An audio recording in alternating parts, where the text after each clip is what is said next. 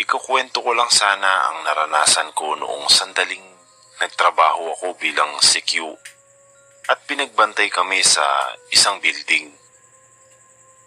Nasa 2 linggo pa lang akong nagtatrabaho noon sa isang abandonadong building na may 5 palapag.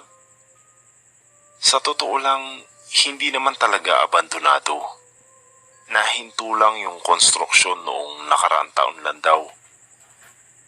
Gusto lang ng may-ari na may nagbabantay pansamantala. Lalo na't maraming gamit doon. Kagaya ng mga bakal at sako-sakong simento. Pag hindi binantayan nito, pehado 5 itong lahat. 2 kaming nagbabantay dito. Ako at si Junar. Sa totoo lang, hindi naman kami trained na security guard.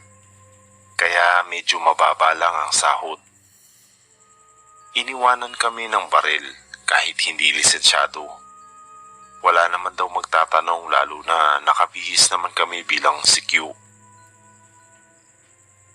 Mula nang mamasukan ako dito, ako na ang bantay ng umaga. 6:00 ng umaga hanggang 6:00 ng gabi. Isang sakay lang ng jeep ang tinutuluyan kong apartment nun. Si Junar ang bantay paggabi. May sleeping quarters kami dun.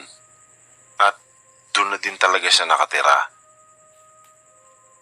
Dapat gising siya ng buong shift niya. Pagkatapos, tulog pag ako naman ang nagbabantay. Ang pinagtataka ko, hindi siya natutulog ng umaga. At paminsan nakikipag-inuman pa sa barkada niyang bumibisita sa kanya. Kaya ang duda ko, natutulog lang ito paggabi. Halatang may katamaran ng kumag na yon. Sa akin, wala namang problema.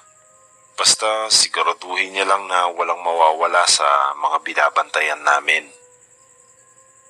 Sa totoo lang, madali lang ang trabaho namin. Paronda-ronda ka lang sa bawat palapag. Habang tumatagal, napapansin kong parang wala namang nagtatangkang magnakaw dito. Pero kahit ganon, sinusulit ko naman ang binabayad sa akin. Kahit na hindi kailangan, naglilinis-linis ako pa konti-konti. Minsan, nagtatalo kami ni Junar. Paano ba naman, halos araw-araw, may kung anong mantsa sa sahig. Palagi kong nililinis pero kinabukasan asahan mo meron na naman. Kahit paulit-ulit kong linisin sa parehong lugar, palaging nagkakaroon ng mantsa. Nang kausapin ko si Junar tungkol dito, siniguro niya sa akin na hindi siya ang nagkakalat doon. Hanggang isang araw, nakiusap si Junar na kung pwede magpalit muna kami. Malapit na daw kasing manganak ang asawa niya. At wala raw itong kasama kapag gabi. Kaya kung pwede sana, siya na muna ang pang-umaga. Sa akin, ayos lang naman. Doon na muna ako sa barracks titira. Mas maganda nga yun kasi makakatipid ako ng pamasahe. Unang gabi kong mag-isa sa building, ibang-iba ang pakiramdam. Napakatahimik ng lugar. Isama mo pang kailangan ko magronda sa madidilim na dako. Habang nasa 2 palapag ako, bigla akong may narinig na kumalpog sa simento. Alam mong may kabigatan ito. At hindi mo iisipin na baka pusa lang. Agad ako tumakbo pababa kasi doon ko narinig yung kalabog. Pero wala naman akong nakita. Kinabukasan, naikwento ko kay Junar yun. Maging siya raw ay naririnig niya nga yung kalabog na yun. Minsan nga raw ay paulit-ulit pa. Tinanong ko kung nalaman niya ba kung ano yun. Ang sagot niya sa akin, hindi niya raw tinitignan. Napakamot ako ng ulo. Paano kung magnanakaw yun? Ang sagot niya, mas importante pa ba yun kaysa sa buhay natin? Kung manakawan man tayo, edi sisantihin nila ako. Napailing na lang ako sa sinagot niya sa akin. Nang mga sumunod na gabi, paulit-ulit kong naririnig yung kumakalat na yun. Pero kagaya dati, wala naman akong nakikita. Hanggang isang gabi, nangyari ang hindi ko inaasahan. Nasa labas lang ako ng barracks at nagsisigarilyo. Nang mapatingin ako sa taas, sa ika-4 na palapag. Kahit medyo madilim, naaaninag ko ang isang babae na nakadungaw at nakatingin sa akin. Sigurado akong babae dahil halata mong mahaba yung buhok niya. Agad ko inilawan ng flashlight ko. Pero hindi gaanong abot ng liwanag. Sinabihan ko siya, "Hoy, bawal ka dyan." Pero hindi siya umalis sa pwesto niya. Kaya agad akong umakyat para puntahan siya. Pero bago pa ako makalagpas sa ikalawang palapag, bigla ko na naman narinig yung malakas na labog. Hindi ko na lang pinansin at tinuloy ko na lang na puntahan yung babae. Pero pagdating ko sa lugar kung nasaan siya kanina, walang tao.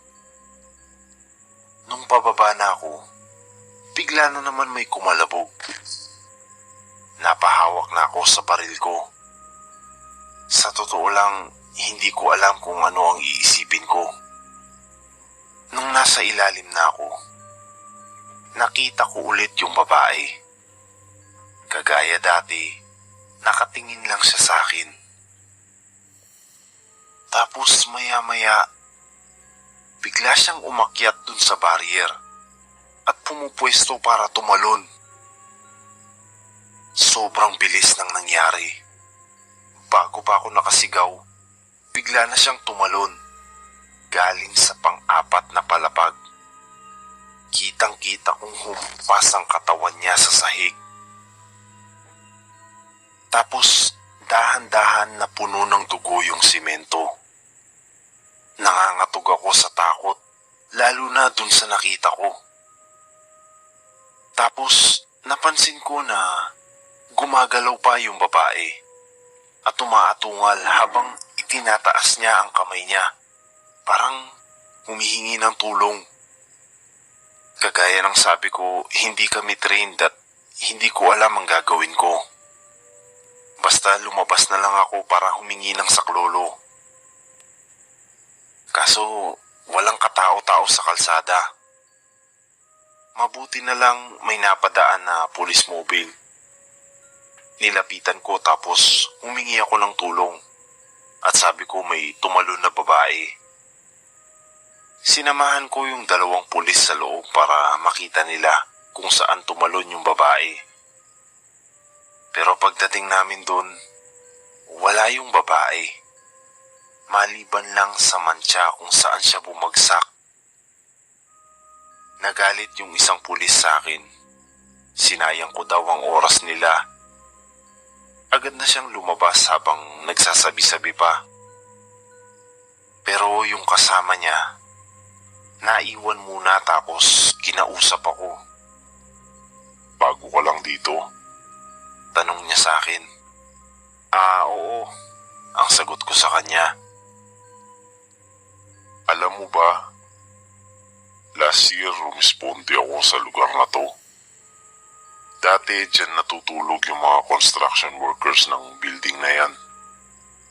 Pero nagkaroon ng gulo. Kasi yung isa nagdala ng babae. Girlfriend yata niya. Ang nangyari, lasing na lasing yung mga kasamahan niya. Napagdiskitahan yung babae. Ayun, pinilahan samahan nila, paulit-ulit ni rape. Sabi, pati raw yung boyfriend nakisali pa. Kaya doon din mismo, tumalon yung babae. Nagpakamatay.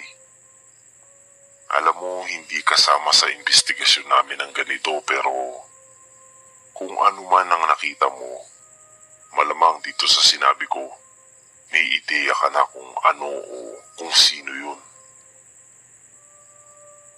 Nung umalis yung mga pulis, hindi na ako pumasok ng barracks. Inantay ko na lang na mag-umaga sa sobrang takot ko. Tapos kinausap ko na yung boss ko. Hindi na ako pumasok kinabukasan.